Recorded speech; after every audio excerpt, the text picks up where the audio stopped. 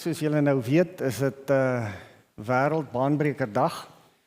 En ek is gevra om 'n kort boodskapie te doen. So 'n kort boodskap met die klem op die ouens wat hier agter my sit eintlik. So ek gaan maar vir julle kyk, maar ek praat eintlik met hulle. Nee, dit is glo ek vir almal van ons.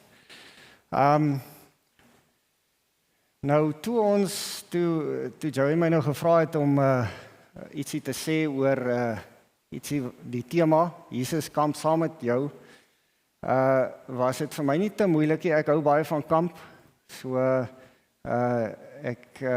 dit was redelik natuurlik, alhoewel dit vir my 'n nuwe gedagte was, en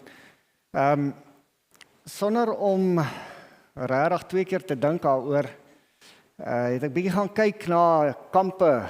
So 2 weke terug toe gaan kyk ek bietjie na foto's wat nog oor is van kampe, en ek sien ouens wat nou grys en sonder hare is, nog jonk en so aan.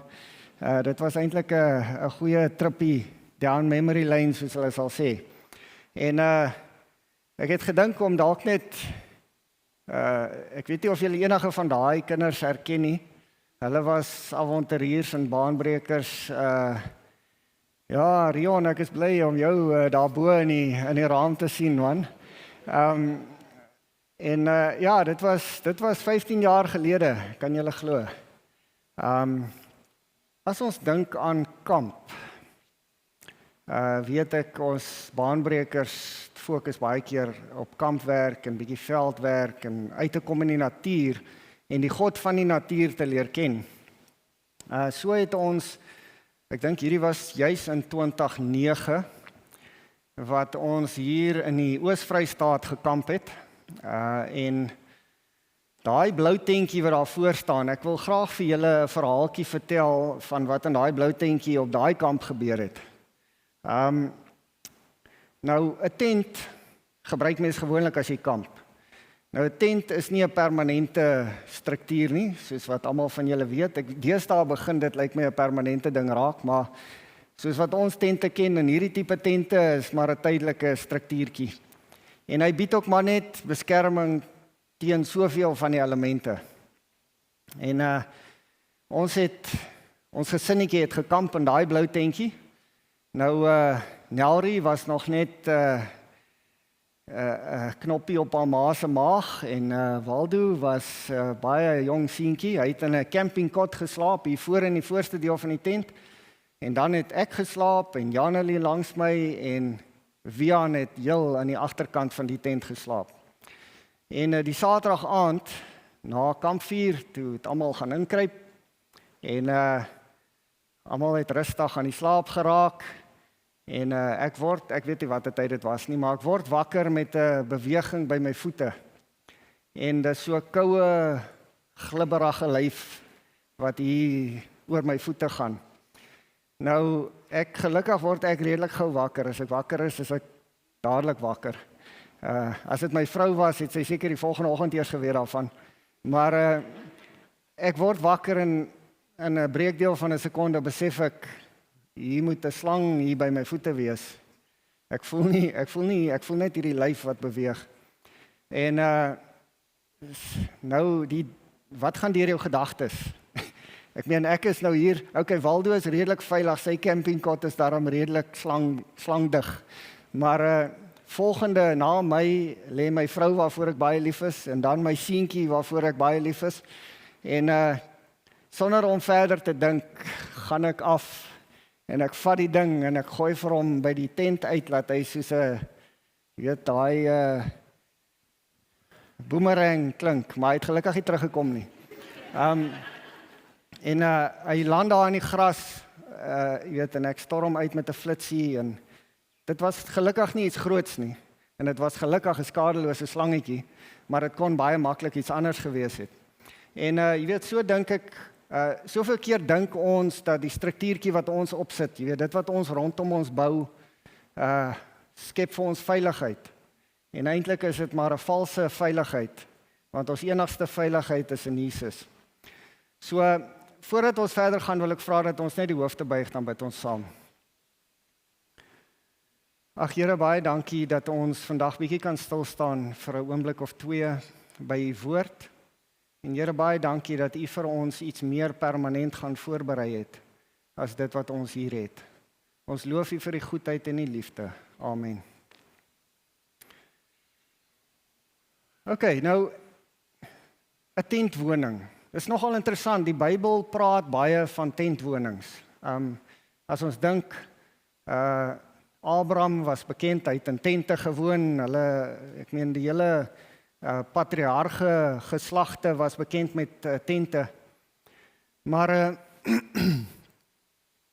ons sien dat God het van die begin af, het hy gesê dat hy graag by sy mense wil wees, né?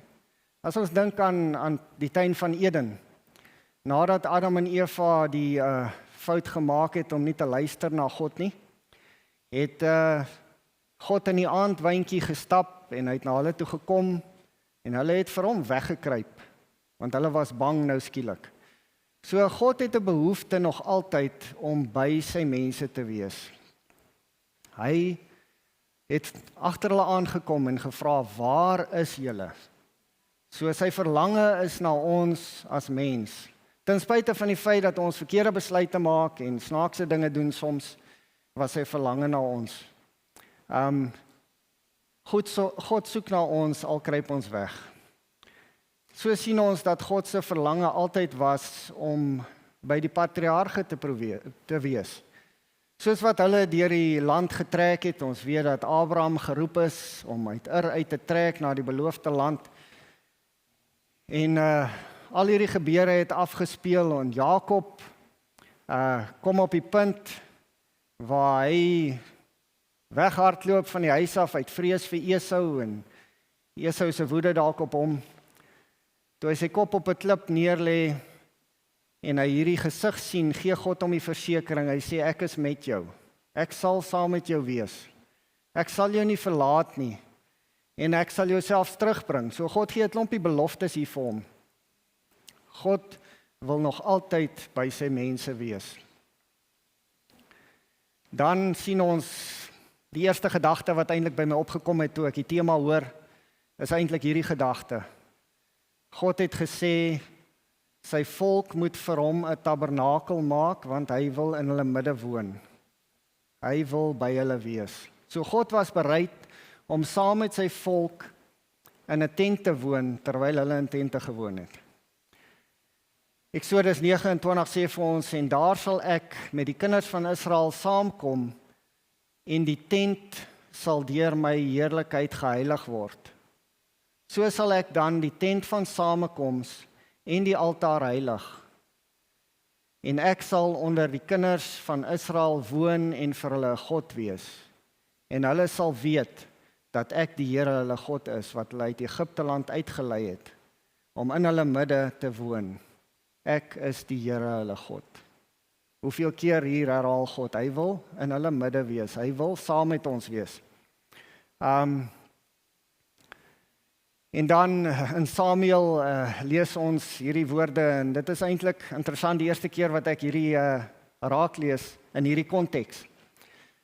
Ek het tog in geen huis gewoon van die dag af dat ek die kinders van Israel uit Egipte laat optrek het, tot vandag toe nie. Maar ek het rondgetrek in 'n tentwoning. God self het in 'n tydelike woningkie gebly, terwyl hy by sy volk wou wees. Maar 'n tent is net 'n tydelike woning. 2 Korintiërs 5 vers 1 sê, want ons weet dat as ons aardse tentwoning afgebreek word, ons 'n gebou het van God, 'n huis nie met hande gemaak nie, ewig in die hemel. So ons hoef nie, terwyl ons hier op hierdie aarde is, in hierdie opvoubare ou skuilingkies, en miskien iets stewiger, wat soos hierdie lyk, is dit nog steeds tydelik van aard. God sien uit na die dag wanneer hy fisies saam met ons een op een kan wees in die plek wat hy vir ons voorberei het. Hy sê dat hy vir ons 'n plek gaan voorberei het. Johannes 14 vers 1 sê, laat julle hart nie ontsteld word nie, glo in God, glo ook in my. In die huis van my Vader is daar baie wonings. As dit nie so was nie, sou ek vir julle gesê het, ek gaan om vir julle 'n plek te berei. En as ek gegaan het, kom ek weer en sal julle na my toe neem sodat julle kan weet waar ek is. Jesus is nou bereid en hy was bereid om saam met sy kinders in tydelike wonings te bly. Maar hy het iets baie meer vir ons in gedagte. Dit wat in ons hart nie eers opgekom het nie, het hy vir ons berei en sy verlange is om saam met my en jou te wees. Amen.